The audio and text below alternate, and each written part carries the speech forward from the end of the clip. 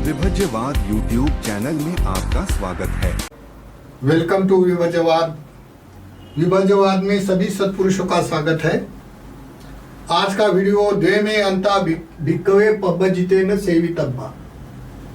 द्वे अंता पब्बजितेन न सेवितव्वा। ये जो शब्द बोला गया है, ये शब्द धम्मचक्र परिवर्तन सूत्र लोकत्री सभ्यता में आने वाला है।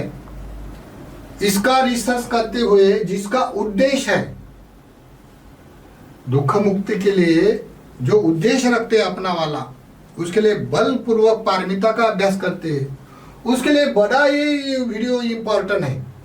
तो कोई कोई लोग धम्मचक्र परिवर्तन सूत्र से किताब तो पढ़ते हैं, लेकिन भावनिक तौर पर पढ़ने से उसको आस्वाद में ऐसा होता, लेकिन वो वास्तविक भावना तक ही नहीं। ये बहुत बड़ा मानसिक साइंस है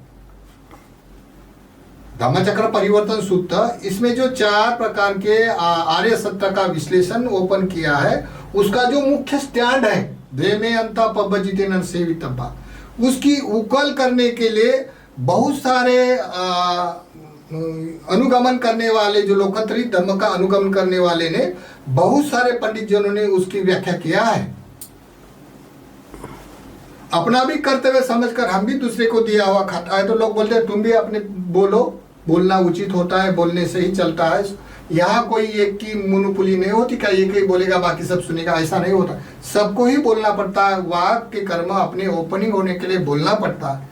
तो हम दूसरे का दिया हुआ खाता है, इसलिए वो उसको बोलना चाहिए। इसी कारण लोग हमारे से वीडियो बना के लेते हैं। क्या भतीजे आप नहीं बोलेंगे तो हम देते हैं, आप खाते हैं तो आपको बोलना चाहिए, तो बोलना पड़ता है। तो आज का वीडियो ये धम्मचक्र परिवर्तन सूत्र का एक स्टैंड है, और ये बड़ा इंपॉर्टेंट है। किसके लिए? जो लोग अपने में उद्देश्य रखते हैं मुक्ति के लिए, या अपने लिए पुण्य कर्म के करने के लिए 3 रत्नों के प्रति श्रद्धा करते हैं, समर्पण रखते हैं, दान धर्म पूजा वंदना पे भावना करते हैं, वो लोगों के लिए बड़ा इंपॉर्टेंट वीडियो है। तो कैसे? जैसे पढ़ते तो है लेकिन इसी उकल नहीं हो पाते। बहुत सारे लोग बोलते हैं ये कैसा होता है कैसा होता है, तो मैं जरा उकल करने का प्रयास करता हूँ। तो पहले मतलब द्वे अंता पब्बजितेन सेवितव्वा। जे द्वे अंत है जो प्रवर्जित होने वाले के लिए सेवन करने लायक नहीं है। अब देखो, इसके अंदर कंसेप्ट निर्माण हो जाएगा। संसार में कितने अंत हैं फिर?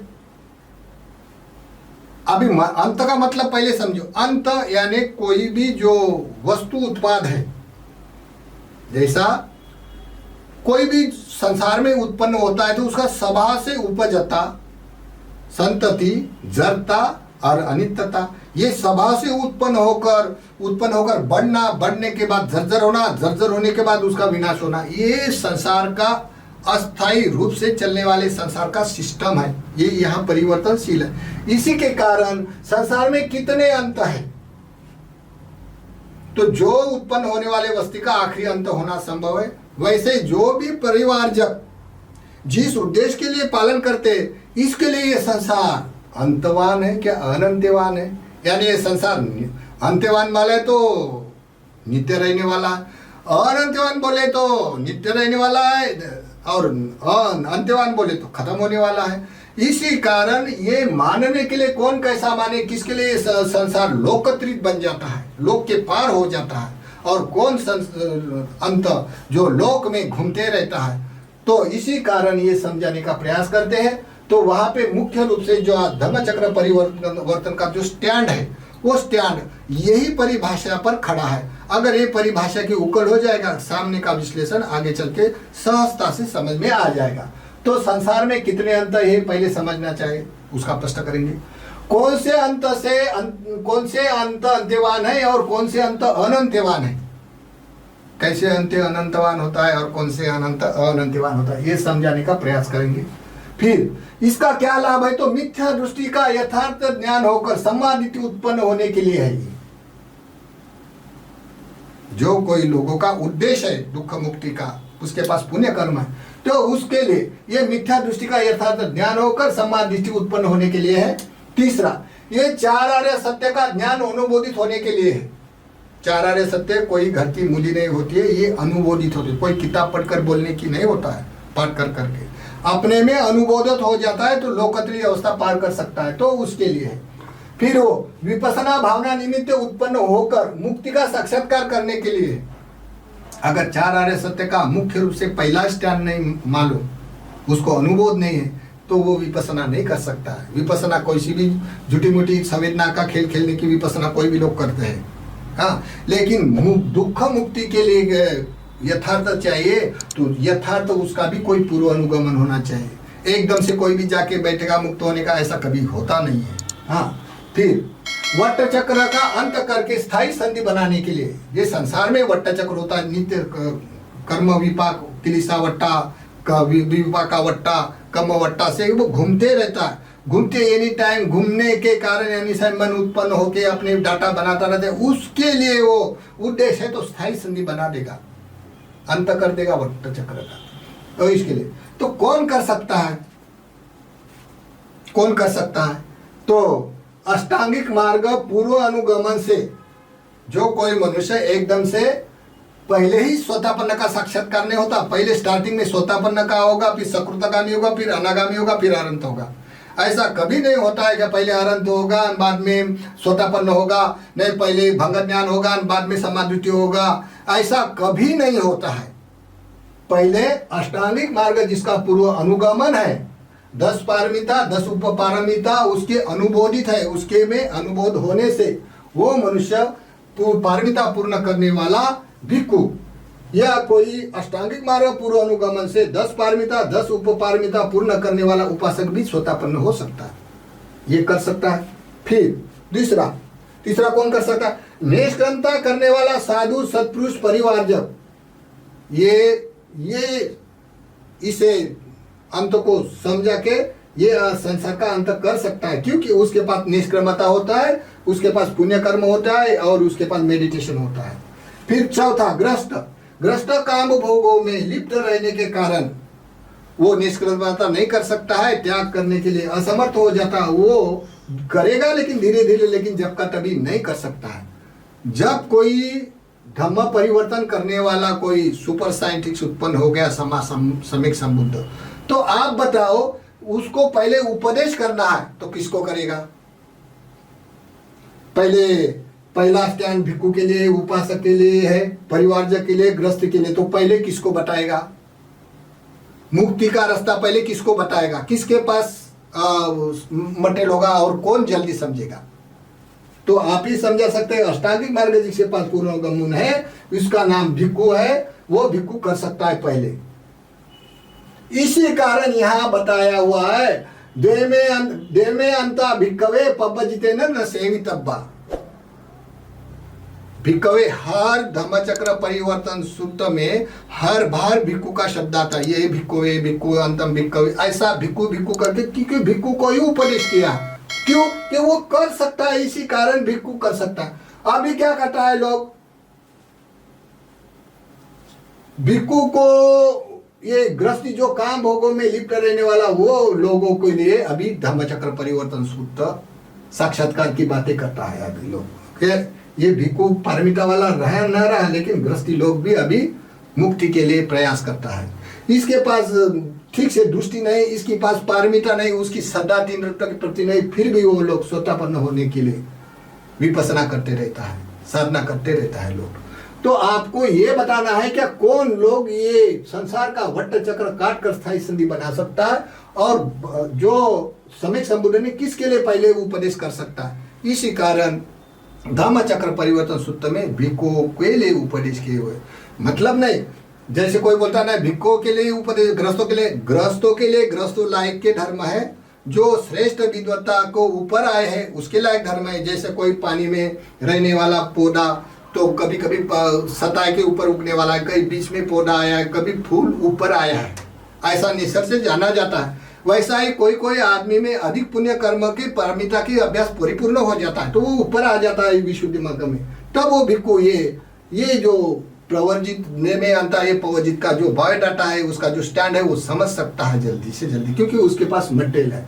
तो इसी कारण जो भी समाज संबंध हो जाता है तो पहले भिक्खु के उपदेश करता है।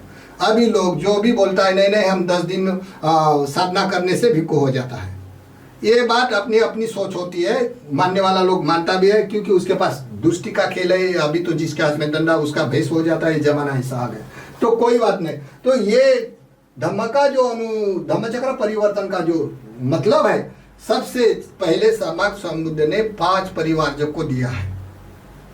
हाँ हाँ, 5 परिवारजों को दिया। तो ये परिवारज एकदम से अनंत हुए क्या? कोई पहले उसके कर्म नहीं होंगे, पहले उसके अनुगमन नहीं होंगे, पहले किए हुए पहुंचे हुए धक्का मारने वाले थे,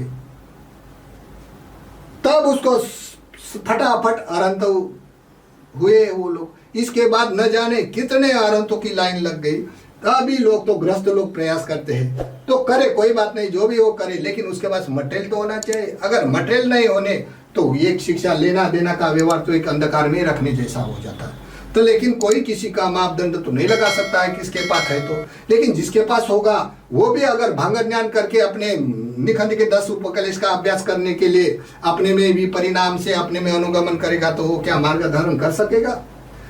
बहुत सारे ऐसे ये काल में कंसेप्ट होते हैं, लेकिन फिर भी लोग अपने काया में सुख लगने के कारण, भ्रमित होने के कारण, उपादान के कारण, मिथ्या दृष्टि के कारण करते रहते हैं, क्योंकि संसार में सुख चाहते हैं।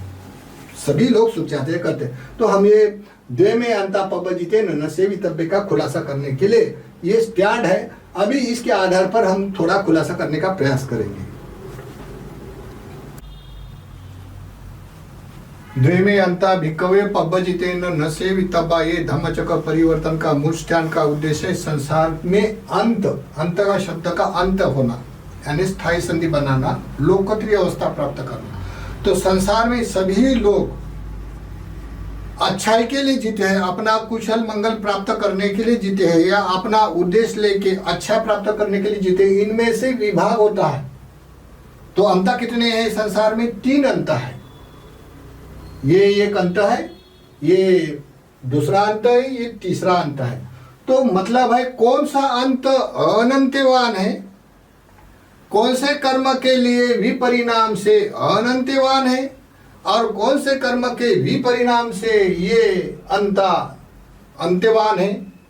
तो ये समझने के लिए धम्मचक्र परिवर्तन सूत्र का जो मूल स्टैंड है, उसके आधार से पूरा संसार की रचना निर्भर करती है। तो ये जिस लोगों का उद्देश्य है, जिसके पास निष्क्रमता है, उसका उद्देश्य है, वो उसका पूर्व अनुगमन है, वो मनुष्य को वो करना ही पड़ता है, क्योंकि उसका उद्देश्य है। तो कोई लोग भावनिक तौर पे, सामाजिक तौर पे पढ़ते रहता था, पढ़ना चाहिए, पढ़ने के भी अनुभव हो जाता है, लेकिन ये एकदम साक्षात्कार करने के लिए, समान दृष्टि प्राप्त करने के लिए है। तो ये बोला गया है, यो चाहे कामेशु काम सुखलिकानु योगो हीनो गम्मो पुथुजनिको अनरियो अनत्त सहितो। जो कोई मनुष्य इस संसार में काम रस में, काम भोगों के सभी आलंबनों में रममान रहता है, लिप्त रहता है, काम सुख के चैनिक पदार्थों में अनुगमन करता है, फिर भी वो दुख के नाम से साधना करता है, दुख मुक्ति के नाम से मुक्त होने के लिए साधना करते हैं। तो क्या उसके लिए ये जग अंत्यवान हो सकता है? दूसरा, जो कोई मनुष्य अप्रिय लोग मिलने से, अपना अपयश आने से, अपमान होने से, संसार के लोक धातु, लोक धर्म के अनुसार जीते, जैसा अपयश आने से, अपमान करने से, दुख आने से, वो वैमनस्य उत्पन्न करके 2 नमस्य उत्पन्न करता है। तो यो चाहे अत्त किल मतानुयोगो अनरियो अनंत सहित, कठिनाई से दुख मुक्ति के लिए ध्यान साधना करते हैं, अपने शरीर को पीड़ा दे देकर। जब पीड़ाई शरीर में हो जाता तो वेदना परिणामी दुख कारक है, उसका मूल हेतु होता है द्वेष। तो क्या ये द्वेष प्राप्त करने वाला मनुष्य मुक्त हो सकता है? दुख अंत कर सकता है? तो कौन कर सकता है? तो जो मध्यम मार्ग है, तो अतको भिक्खवे उभो अन्ते अनुपगम्मं मध्यमा पटिपदा तथागतेन अभिसंबुद्धा चक्षुकरणि ज्ञानकरणि उपशमाय अभिन्यायन संबोधाय निब्बानाय सवंतते। जो तीसरा अंत है, उसके लिए हम लोग आशा का किरण दे सकता है क्या? इससे मुक्त हो सकता है। क्यों? कि वो जो अंत है, ये दोनों भागों को ये काम में चयनिक पदार्थ में लिप्त होने वाले, ये कठिनाई से भी अपना ध्यान साधना करने वाले, अपने शरीर को पीड़ा देने वाले। लेकिन यहाँ मध्यम मार्ग से जो अनुपम मार्ग है, मध्यम प्रतिपदा है, वो तथागत सम्यक संबुद्धि उत्पन्न किया है और वो प्रकाशित करने से उसकी चक्षु करणी यानी ये संसार का उत्पाद आस्वाद विपरिणाम आदि न उसका यथार्थ ज्ञान हो जाता संबुद्धि, उसको बोलते हैं चक्षु करणी, चक्षु उत्पन्न करने के लिए ज्ञानम करणी यानी चार आर्य सत्य का अनुभव हो जाता है। उपसमाय अपने में जितने भी कलिश संस्कार उत्पन्न है, अपने में द्वेष लोभ मोह है, ये सब उपशमन होकर अभिज्ञा प्राप्त करने के लिए, जो दिव्य चक्षु दिव्य श्रोत्र अभिज्ञा प्राप्त करने के लिए, संबोधाय संबोधि प्राप्त करने के लिए, विमुक्ति ज्ञान दर्शन प्राप्त करने के लिए है, और निब्बान आय निर्वाण प्राप्त करने के लिए, निवान सवत ये सवत करने के लिए ये जो अंत मध्यम अंत है ये कर सकता है। अब इतना बोलने से तो नहीं समझ जाएगा। मेन उद्देश्य है समाधिटी। अगर समाधिटी है तो वो ख्याल मैं बोला हुआ वो समझ में आ जाएगा, अगर समाधिटी नहीं तो नहीं समझ जाएगा। फिर समाधि समझने के लिए क्या होता है? तो पहला ही प्रश्न है, किसी को बोला जाए बोलता है नहीं नहीं हमने तो बहुत ध्यान साधना किया है और बहुत सारा मैंने विपස්සना किया है, हम तो समाधि वाला है। तो मैं उनको प्रति प्रश्न पूछता तो बताओ आपको समाधि है तो ये संसार अंत्यवान है क्या अनंत्यवान है? तो बोलता है क्या अंत्य होता है? सुनते हैं प्रवचन सुनते हैं लेकिन अनुभव नहीं होने के कारण कैसा बोल देगा? तो ये अनुभव होने के लिए समाधि का अनुभव होने के लिए यथार्थ अपनी पारमिता के साथ पारमिता परिपूर्ण करते करते निष्कर्णता के ऊपर आ जाता तो अनुभव हो जाता है। अनुभव हुए बगैर कोई भी मनुष्य समाधि प्राप्त न करते हुए चार आर्य सत्य समझना बड़ा कठिन होता है। चार आर्य सत्य ज्ञान समाधि उत्पन्न कर देता है। कतमाच सा भिक्कवे समाधि योको दुःखवे दुःख ज्ञानं दुःख समुदय ज्ञानं दुःख निरोध ज्ञानं दुःख निरोध गामिनी पटिपदा ज्ञानं अयं उच्यते भिक्कवे समाधि। समाधि से चार आर्य सत्य का साक्षात्कार करने के लिए है, लेकिन चार आर्य सत्य का स्टैंड समझने के लिए हमको पहले धम्म की व्याख्या यथार्थ मालूम होना चाहिए। जो नैसर्गिक संसार की जो स्वरचना है उसके बारे में ज्ञान होना चाहिए। फिर इसके बारे में ज्ञान होने के बाद कौन सा कर्म करने से उसको वेदना के अनुभव को तौर पर जानना आना चाहिए, तब समाधि हो जाएगी परिपक्व। तो कैसे? तो देखिए भिक्कवे पब्बजितेन सेवितव्वा, जैसे धम्मचक्र परिवर्तन सूत्र में चार आर्य सत्य का अनुभव होने के लिए समाधि चाहिए। हको भिक्कवे समाधि, समाधि होने से पहले हम लोगों को यथार्थ धम्म का ज्ञान होना चाहिए। वो धम्म का ज्ञान हम कैसा जानते हैं और उस धम्म के ज्ञान से काया वाचा मन पर कैसा हमारे प्रभाव होता है, कैसे हम एक्टिव होते हैं, इसके बाद हम वेदना से कैसे अनुभव करता है। तो वास्तविक दुनिया में जो धर्म और धर्म की जो व्याख्या बोला जाता है ये कैसे अपने अपने दृष्टिगत स्वभाव से मानते हैं और किसके लिए ये संसार अंत्यवान होता है, किसके लिए नहीं होता है। जो कोई लोग काम सुख में जो अनुभव करते हैं अपने काया वाचा मन को सुख करने के लिए, जो भी आलम्बन होते सुखी चयनिक पदार्थों में लिप्त होने, ऐसे करने से कौन लोग है ये संसार का अंत कर सकता है, किसके लिए ये संसार अंत्यवान होता है, किसके लिए अनंत्यवान होता है।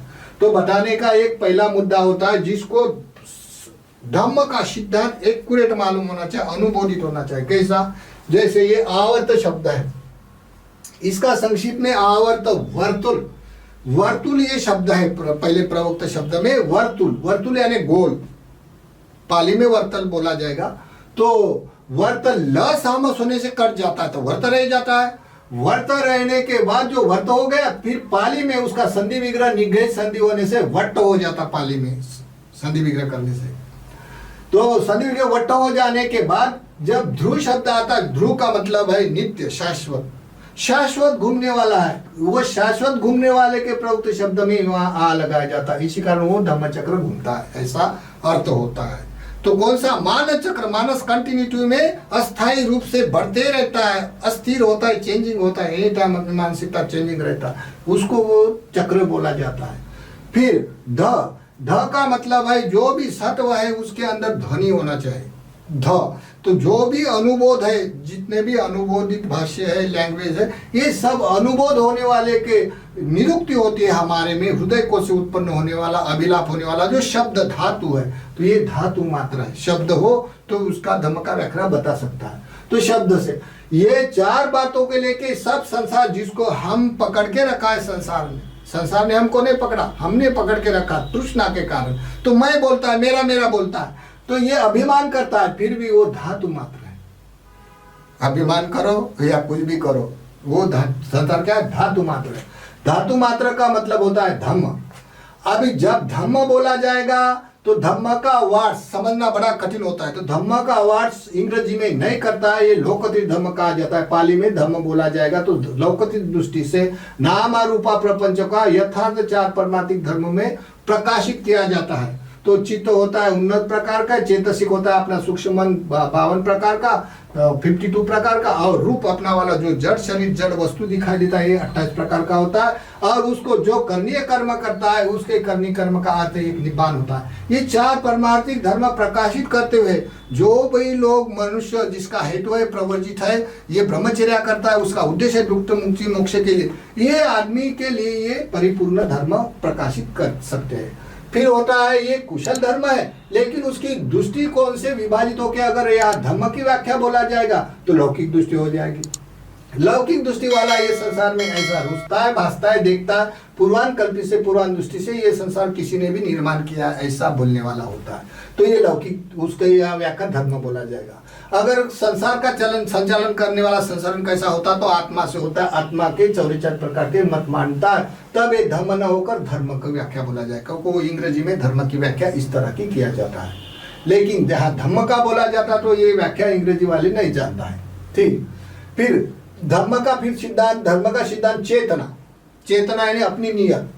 जैसे मनुष्य का स्वभाव, धर्म की व्याख्या हमको स्पष्ट करना है तो मनुष्य के स्वभाव से करें। तो मनुष्य का स्वभाव कैसा है? हर समय एक्टिविटी में एक समान होता है मनुष्य? नहीं है, हर मनुष्य चेंजिंग होता है। तो कैसा? कुशल चेतना होती है उसकी, कुशला धम्मा, अकुशला धम्मा, अव्याकृता धम्मा। कभी उसकी सोच होगी पॉजिटिव, कभी सोच होगी निगेटिव, कभी सोच होगी न्यूट्रल। तो ऐसे कभी कुशल धर्म होगा, अकुशल धर्म होगा।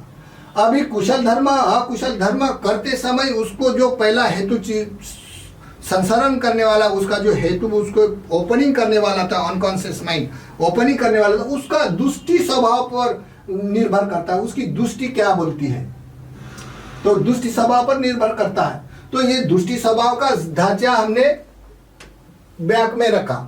हाँ, तो दुष्टि स्वभाव कैसे? जैसे कि समझो ये है अव्याकृत धर्म का दृष्टि भाव, अव्याकृत अहेतु का दृष्टि। ये बोलने वाला लोग होता है संसार में कोई पाप पुण्य कर्म नहीं, बिना कारण से संसार उत्पाद होता है। अकर्णीय दृष्टि, कोई पाप पुण्य कर्म नहीं होता है संसार में, ऐसा उसका दृष्टि स्वभाव होता है। दूसरा उच्छेदा दृष्टि, कोई पुनर्जन्म नहीं होता है, ऐसा उच्छेद कर देता है संसार का। फिर नास्तिक दृष्टि, संसार में श्रमण साधु सन्यासी का कोई अर्थ नहीं होता है, ऐसे खाने पीने के लिए बनता है, ऐसा वो मतवाद होता है उसका। कमासका दृष्टि, अपने सामाजिक व्यवस्था पे कर्म धर्म करता है लेकिन उसको कोई लेना देना नहीं होता। सत्कार दृष्टि, मैं बोरा पंडित बहुत सु तो मुझे जितना आता है समझता है, उतना किसी को नहीं समझता। सत्कार को पकड़ने वाला, यो निगेटिव सोच में आने वाला, अकुशल दृष्टिगत स्वभाव वाला, अपने काया वाचा मना से कर्म करने से वेदना में क्या प्राप्त करता है, कैसा अनुभव करता है, ये धम्म का नेचर है। ये सभी के लिए कॉमन है, लेकिन दृष्टि स्वभाव से विभिन्न है। और ये अव्याकृत होने से वो तो खाली है, क्योंकि उसको निगेटिव पॉजिटिव सोच नहीं होती है। हाँ, फिर जो पॉजिटिव सोच वाला है उसका दृष्टि स्वभाव से दो प्रकार के होते हैं। ये एक होता है लौकिक दृष्टि वाला, नाम रूप प्रपंच जानने वाला साइंटिफिक रीजन से, और दूसरा होता है ये संसार में कोई तो भी संसार निर्माता व्यक्तिगत कोई व्यक्ति है अद्भुत, और कोई ये संसार में आत्मा नाम की वस्तु है, ऐसा मानने से वो भी काया वाचा मन से पुण्य कर्म करता है, तो वो भी वेदना में सुख और दुख अनुभव करता है। तो कैसे करता है? तो पहले देखो, कोई भी हेतु उत्पन्न होने से अगर कुशल कर्म करेगा तो दृष्टि में विभाजित हो जाएगा। जैसे लौकिक दृष्टि है तो वो कोई पूजा वंदना दार्शिक मान्यता से पूजा वंदना दान धर्म करेगा तो उसको अनुभव में कौन सी वेदना होगी? सुख वेदना होगी। सुख वेदना होगी तो ये सामिस होगी क्या निरामिष होगी? तो निरामिष होगी। निरामिष होने से बाद भी उसकी दृष्टि शास्त्रवादी होने से, नित्यवादी होने से, आत्मावादी होने से उसका अंत अनंतवाणी है, अंत नहीं कर सकता है, क्योंकि उसके पास प्रज्ञा नहीं है। जैसा कोई मनुष्य अकर्मीय दृष्टि से खाता है पीता है, जितने भी काम हो गए दुनिया में उसके रस में रम जाता है, क्योंकि संसार में कुछ पुनर्जन्म नहीं, कोई भय नहीं उसको। तो इसी कारण जो खाता है पीता है, खाने के लिए जब जीवा पे लटक जाता तो वेदना कौन सी होगी? सुख वेदना। जब प्रिय सब्जी नहीं है तो वेदना कौन सी है? दुख वेदना। फिर जो सुख वेदना है लोभ मूलक होने से सामिस होगी क्या निरामिस होगी? तो सामिस होगी। अगर दुख वेदना में वो घुसा करेगा तो ये वेदना सामिस होगी क्या निरामिस होगी? तो सामिस से वेदना होगी। तो ये दृष्टिकोण से वेदना में काया वाचा मन से कर्म करने के बाद वेदना में सामिस वेदना बनने के बाद उसका डाटा बनते जाएगा, उसकी इच्छा बढ़ती जाएगी, उसका डाटा बनते जाएगा। डाटा बनने से जन्म मरण के चक्र में वो बनते रहता है। कोई मानता है ये नहीं मानता, अपना अपना उद्देश्य है, सब अपना अपना दृष्टिकोण का खेल है। फिर ये तो अव्याकृत है, वो तो असुखम अदुखम वेदना का अनुभव करता है। ये तो सब निरामिष वेदना का अनुभव करता है, क्योंकि उसको हेतु नहीं होने से वो निरामिष वेदना का अनुभव करता है। लेकिन इसमें एक आर्य होता है, एक अनार्य होता है, एक ध्यानी पंडित होता है, एक पागल होता है। हाँ, फिर जैसे काया से करने वाला अनुभव होता है, वैसे मानसिकता पे जैसे कोई किसी ने अपमान किया तो उसका जो हमको जलसी उत्पन्न होती है, उसका बाद नींद नहीं आता, उसके मन में क्या होता है? दो नमस्य उत्पन्न होता है। दो मनुष्य उत्पन्न होने से दो मनुष्य वेदना ये भोक्ता भाव में आएगी, उपेक्षा भाव में नहीं आएगी। अगर कोई मनुष्य किसी के गुरु का सम्मान करता है, उसका वाला आदर सत्कार करता है, तो उसको सुख लगता है, क्योंकि उसके पास श्रद्धा है। श्रद्धा होने से वो उपेक्षा भाव में वो अपना वाला डाटा कम कर सकता है। उपेक्षा से कोई आसक्त नहीं होता, लेकिन उसमें दृष्टि का अंतर होता है। उसकी लोकतरी दृष्टि है तो श्रमण सभ्यता से वो कायिक वाचिक मन के कर्म पर आधार को स्वयं प्रकाशित करने वाला होता है। वेदना में तो जैसा वैसा समान उपभोग भोगता, लेकिन वेदना से अलग हो जाता है। फिर अगर लौकिक दृष्टिकोण वाला कभी वो मंदिर गुरुद्वारे में जाएगा तो वो मानसिक तत्व पे सो मनुष्य उत्पन्न होगा, क्योंकि उसके पास श्रद्धा है। अगर उसको कोई दान देने के बाद भी उसका नाम नहीं लिखा, नाम नहीं लिया, तो दो नमस्य वेदना होगी। तो इसमें उपेक्षा भाव से भोक्ता भाव ही हो जाएगा। अगर ये लोग पाप कर्म करते, काम जितना भी काम हो गए इसना करने से उसके वेदना में सुख या दुख वेदना में जो प्रिय वस्तु लगने वाली खाता है तो लोभ होगा, अप्रिय लगने मिलने वाले से दुख होगा। वैसे जब प्रिय लगने वाला वस्तु मान में उपभोक्ता है तो सो मनुष्य होगा, अगर प्रिय नहीं लगने वाला तो दो मनुष्य वेदना में होगा, तो भोक्ता भाव वेदना से भव डाटा बढ़ेगा। अगर कोई धार्मिक क्रिया करे तो उसकी उपेक्षा में हो जाएगा, तो उपेक्षा में ये आएगा, उपेक्षा में आएगा आने से वो एक आर्यजन होता है, एक पागल होता है। ऐसी तरह ये अगर धम्म और धम्म की व्याख्या यथार्थ जाने, फिर दृष्टि से विभाजित करके वेदना में कायिक वाचा में कौन सा वेदना में फर्क जानता है, कौन सी वेदना अंत्यवान होती है और कौन सी वेदना अनंत्यवान होती, ये समझाने का प्रयास बताए। ये अगर धर्म का टेक्चर नहीं बताया तो समाधि ये अनुबोध नहीं होने से भी समाधि उत्पन्न नहीं होती है। उसको बार बार देखे, बार बार समझे, इसलिए वो लेखा जोखा करके सिंपल तरीका से समझाने से सामान्य आदमी नहीं समझने वाला भी समझा सकता है। यह धम्म चक्र परिवर्तन पड़ता है, लेकिन उसका खुलासा ठीक से कोई करता है, कोई नहीं करता है। तो इसी कारण ठीक ठीक से समझने का प्रयास करते हैं। तो फिर अभी हम लोग और देखेगा कौन सी वेदना क्या करने से कौन सा उसके लिए ये जग अंत्यवान होता है, किसके लिए अनंत्यवान होता है।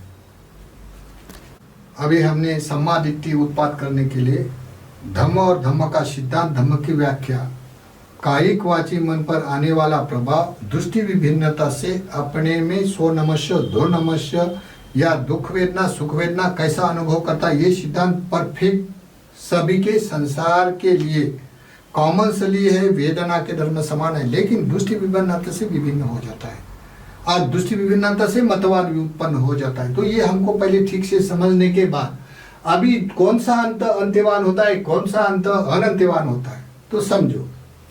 जैसा आपको कोई भी मनुष्य खाना खाने के लिए बैठा है, अपे ही संपयोगो दुखो पिए ही विपयोगो दुखो, जिस प्रिय मनापा से ईटा कंता रूपा सद्दा गंधा रसा फोटब्बा धमा, जो स्पर्श करने वाले धर्म इष्ट कांत है, इसके कारण जो लगने वाला जो स्वभाव वेदना में फर्क है तो सुख वेदना है। जैसे कि समझो सिंपल सा लॉजिक है, जो कोई मनुष्य सब्जी खाता है, अगर उसकी मन की सब्जी है तो अपने कायिक वाचिक मन से वेदना में सुखानु अनुभव करेगा का दुखानु अनुभव करेगा, तो सुख वेदना अनुभव करता है। सुख वेदना अनुभव करेगा तो ये वेदना उपभोग चाह है कि नहीं, अधिक और अच्छा मांगता है क्या नहीं मांगता है, तो उसका क्या कारण है, सामिष वेदना। उसका मूल हेतु क्या है, लोभ। अभी लोभ होने के कारण उसका जो अंत है ये अपेय प्रिय ही विपयोगो दुख, यानी प्रिय लगने वाली वस्तु है, फिर भी उसमें दोष मूलक लोभ मूलक धर्म हेतु होने से उसका वेदना सामिस हो जाने से उसके लिए भव और बढ़ेगा, यानी उसके लिए जग ये अनंतवान है। उसकी वेदना जो अनुभव होता है ये वेदना अनंतवान है। फिर दूसरा, अगर कोई किसी को सब्जी नहीं अच्छी लगती है, उसको सब्जी देखने से उसको गुस्सा आ जाता है, क्योंकि आहार का भी एक मूल्यांकन होता है मनुष्य के लिए। जिस माँ के गर्भ में हम लोग रहते हैं वो खाता है, वो खाने में कंटेंट हमारे में होता है। इसे विपरीत मिल जाए तो चाह नहीं होती है, इन्फेक्शन हो जाता है फूड के बारे में। अगर कोई मन पसंदता की सब्जी नहीं है और उसको परोस दिया, दे दिया, देने के बाद उसके मन में देखे बराबर क्या होगा, द्वेष उभार कर आएगा।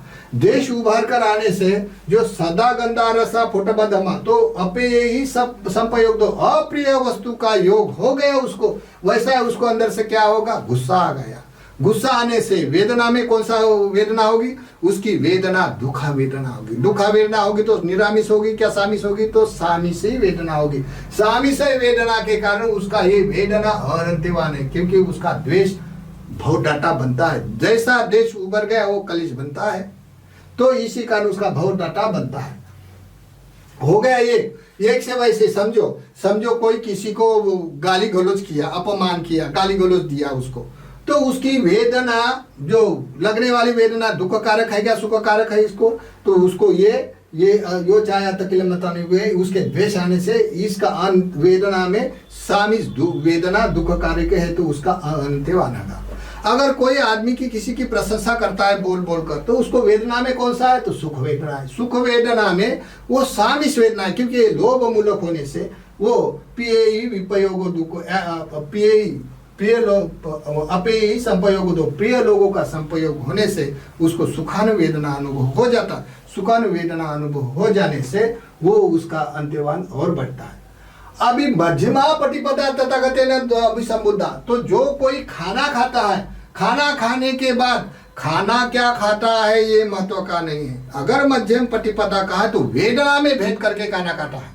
खाना क्या खाता है, लोग जैसे आहार के बारे में साधु संतों का ये खाना होता है, ये खाना नहीं चाहिए, ये तो सब चलता है दुनिया में। लेकिन ज्ञान के लिए भी 4 प्रकार के आहार बताए, निसर्ग संरचना का खेल है आहार भी, एक दूसरे पर अटैचमेंट है। लेकिन जो कोई श्रमण हो, ये श्रमण जो खाना मिलता है ये वेदना का अभ्यास है, उसको वो धम्म की व्याख्या जानता है, तो ये सामिष वेदना के साथ खाएगा क्या निरामिष वेदना के साथ खाएगा खाना। खाना क्या खाता है इसका मतलब नहीं है, वो खाना उपभोग का लेवल से निरामिष वेदना से खाना खाकर, केवल कोई लोग खाना खाने के लिए जीते हैं, कोई जीने के लिए खाता है, कोई लोग निर्वाण करने के लिए खाना खाता है। तो निर्वाणगामी हो, अगर उसको इस तरह का मध्यम प्रतिपदा का ज्ञान हो, तो खाना वेदना में विभाजित करके उपेक्षा भाव से खाना खाता है, केवल पेट भरने के लिए, ना कि अपने स्ट्रांग बनने के लिए, ना प्रदर्शन करने के लिए नहीं खाना खाता है, केवल मुक्ति के लिए खाना खाता है। तो निरामिष वेदना के साथ खाना खाता है, तो उसका अंत अंत्यवान है, वो खत्म कर सकता है अंत, वो संधि साई संधि बना सकता है।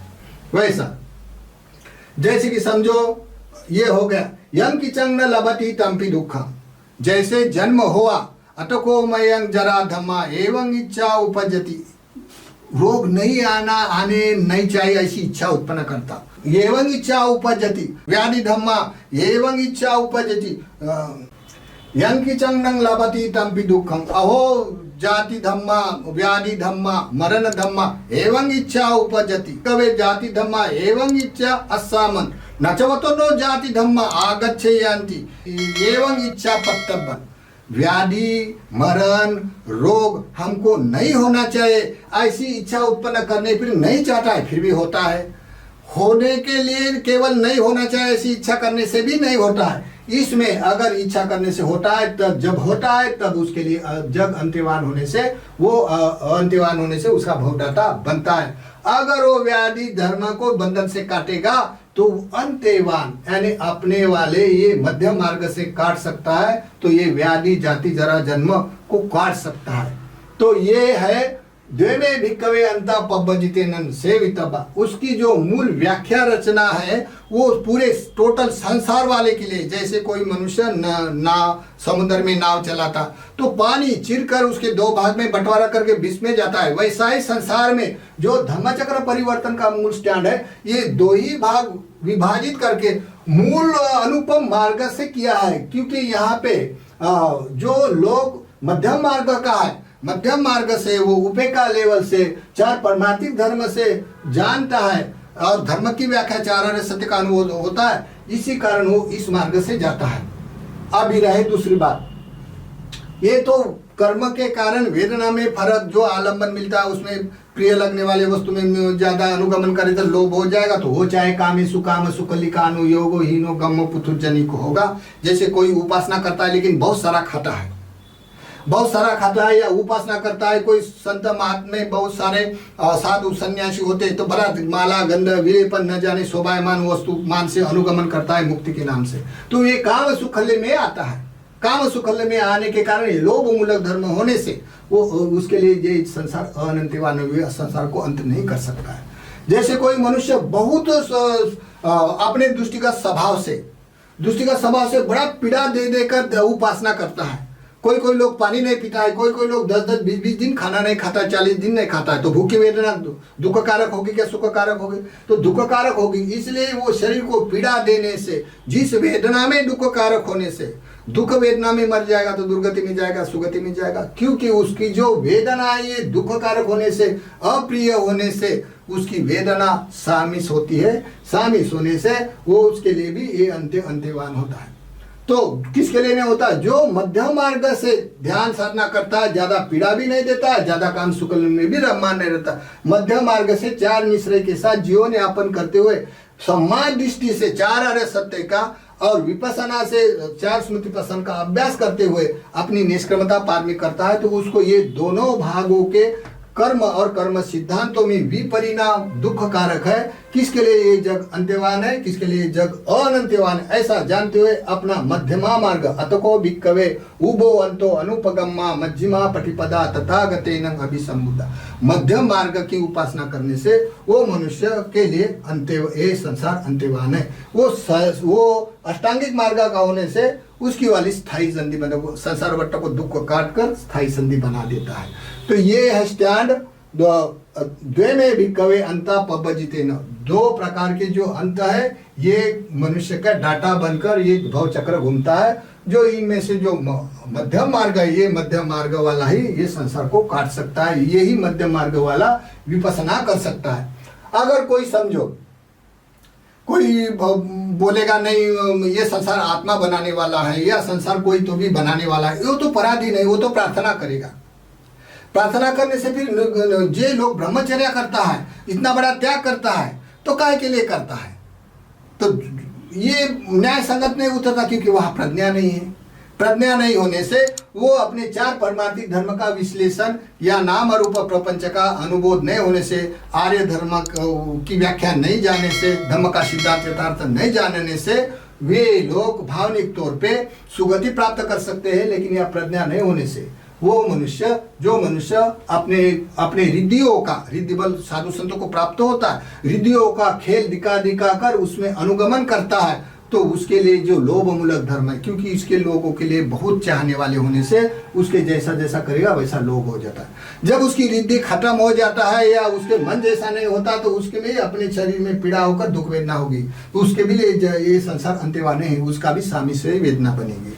तो कला का प्रदर्शन करके व्यापार करेंगे, लोगों को ठगवाएगा, तो उसके वाले सामिश्य वेदना के साथ, विपाक के साथ दुर्गति को प्राप्त होता है। इसको मध्यम मार्ग वाले को कोई भी अभिज्ञा प्राप्त हो तो उसका खिलवाड़ करने के लिए अलाव नहीं होता है, क्योंकि वो आचार्य उपाध्यायों के गुरुकुल पद्धति से शिक्षा में प्रतिष्ठित होकर शिक्षणों के रूप में वो मध्यम मार्ग की जानकारी होने से, यथार्थ धर्म की व्याख्या जानने से वो मध्यम मार्ग वाला अपना अंत कर सकता है। तो इसी कारण द्वेमे अंता भिक्खवे पब्बजितेन न सेवितव्या, जो प्रवजित वाले के लिए ये दो मार्ग, जो शरीर को पीड़ा देना अधिक, ध्यान साधना के नाम से या खाने पीने के व्यवहार के नाम से अप्रिय लगने वाली वस्तु से योग होने से उसके लिए वेदना में सामिस वेदना, ये सामिस वेदना अनंत्यवान है। और जो काम सुख में बड़े बड़े मंदिरों विहारों में शोभायमान वस्तु संग्रह करने में अनुगमन करता है या अपने में हृदय भाव उत्पन्न होने से लोग बहुत मानने वाला लोग होता है, तो इसका लोभ मूल के धर्म होने से यो चाहे कामे सुकाम सुखलिकानो योगो हीनो पुथुजनिको अनार्यो, ऐसे करने वाले बड़े बड़े तपस्वी की भी वेदना स्वामी से होगी सुख कारक। उसका मूल कारण लोभ ही है। लोभ होने से उसकी भी अंत अनंतवा नहीं, वो भव नहीं काट सकता है, भव में घूमते रहता है। इसी कारण लोगों की दुष्टि बन जाती है। नहीं 36,000 लक्षण में घूमता है, घूमना ही पड़ता है। अगर सबको घूमना पड़ता है तो अच्छा कर्म करने का क्या मतलब है? बुरे भी घूमेंगे, अच्छे भी घूमेंगे। तो बहुत सारे ऐसे कंसेप्ट होते हैं, ये अनार्य लोग नहीं जान सकता है। भला ही वो बड़ा तपस्वी ध्यान साधना करने वाला, अभी के काल में तो ध्यान के नाम से न जाने कितने कितने सन्मोहन ध्यान होता है, न जाने विद्या विद्या के कितने दुकानदारियां ओपन हो गया, न जाने लोग अपना अपना वाला वेराइटी वीडियो बना बना कर लोगों को शेयर करता है, लोग अनुगमन करता है, सदावान लोग उसमें फंस ही जाता है। हाँ, लोगों को बिना काम से सुख मिलना चाहिए, बिना काम से सब धन मिलना चाहिए, ऐसी आशा करने में छुपा छुपा कर पैसा दे देकर वीडियो बनाते हैं और अपना अपना काम दुकानदारी चलता है। ये बात जब दुनिया में पहले से भी होता है, अभी से ज्यादा हो जाता है। लेकिन मध्यम मार्ग एक विशेषता रखता है, किसके लिए? जो लोग द्वे में अंता पब्बजिते न सेवितब्बा कतमे द्वे यो चाहे कामे सुकाम सुखलिकानु योगो हीनो गम्मो पुथुजनिको अनरियो अनंत सहितो। जो मनुष्य काम सुखल में इंद्रिया को सुख चैनिक पदार्थों में लिप्त रहता है, अनुगमन करता है, ये पृथकजन लोग अनार्य, आर्य धर्म नहीं जानने के कारण, आर्य दृष्टि नहीं जानने के कारण, आर्य दृष्टि से परिचित न होने के कारण वो मनुष्य के लिए अंत अनंतवान है। इसकी वेदना शामिल होने से वेदना अनंतवान है, उसकी वाली वेदना। और किसकी वेदना अनंतवान? जो मनुष्य जानने से खाते वक्त पीते वक्त यहाँ ला होता है, कितना वस्तु अकेले के संग्रह करना है नहीं करना है, इसका ला होने से उसका जो करने का जो लोभ मूलक धर्म है उसको छाट कर उसकी वेदना निरामिष हो जाता है। यथार्थ ज्ञान होने से भी वेदना में निरामिष हो जाता है। और उस रास्ते पे पद पे चलने से कौन साधु संत जैसे भिक्षु को कितनी वस्तु कितने भिक्षु को जमा करना है नहीं करना है उसका ला होता है, तो वो ज्यादा करके अपने वस्तु का प्रदर्शन नहीं करता है या खाने पीने सभी अपने सड़ायतन में लगने वाला वस्तु उपेक्षा लेवल से सेवन करता है। इसी कारण उसकी वेदना निरामिष हो जाती, निरामिष होने से उसका अंत अंत्यवान है। और जो कोई साधु संत अपने में बहुत पीड़ा देता है या कोई ग्रस्त अपने खाने पीने में प्रिय अप्रिय वस्तु मिलने से द्वेष भाव उभर कर आता है, तो उसकी वेदना सामी से होगी, दुखदायक होती, दुख कारक होगी। दुख कारक होने से उसके लिए भी जग अनंतवान होगा, उसका भोग भी और बढ़ते रहेगा क्योंकि उसमें में द्वेष है। तो जो मनुष्य ये लोभ है और ये द्वेष है, ये काम करने से वेदना में शामिल होता है, तो उसका मूल हेतु द्वेष है। जो चाहे अपने काया में वेदना में सुख अनुभव होता है तो उसका मूल हेतु लोभ है। ये लोभ और द्वेष अपने में है, नहीं जानना मोह है। क्या है? मोह है, माया जंजाल है, अज्ञानता है, अंधापन है, मोह है। नहीं जानने से मोह है। ये मोह के कारण अपने में द्वेष के कारण ऐसा होता नहीं जानता। ये अपने में मोह है, इसी कारण हमारे में लोभ है, लोभ के कारण नहीं जानता इसलिए कोई पराधीनता स्वीकार करता। कोई तो भी ये संसार बनाने वाला है ऐसा मानते। फिर लोभ और द्वेष कौन बनाता है? अगर ले द्वेष बनाने वाला अगर कोई है तो उसकी बनावट ठीक नहीं लगती है, फिर उसकी आरती भजन करना भी अच्छा नहीं, क्योंकि उसने बनाया लोभ द्वेष। तो ये फिर शैतान करता है। तो शैतान का नाम, क्योंकि हम जो लोभ द्वेष के कारण सब अनुगमन करता है और नाम दूसरे वस्तु का रखे, तो ये नहीं जानता है, क्योंकि आर्य धर्म से वंचित होने से, आर्य धर्म की व्याख्या आर्य धर्म से परिचित न होने से ये लोग लोभ और द्वेष को न जानते हुए उसके लिए ये संसार अंत्यवान होता है दोनों में। और दोनों में ही मोह होने से, अज्ञानता अंधापन होने से नहीं जान सकता है। तो फिर तीसरा जो मध्यम मार्ग है ये क्या करता है? ये अतको भिक्कवे उभो अंतो अनुपगम मध्यमा पटिपदा तथागते नंग अभिसंबुद्धा चक्कु करणी ज्ञान करणी उपसमाय अभिन्याय संबोधाय निब्बानाय संवंतति। तो ये क्या करता है? जो मोह है, ये मोह को,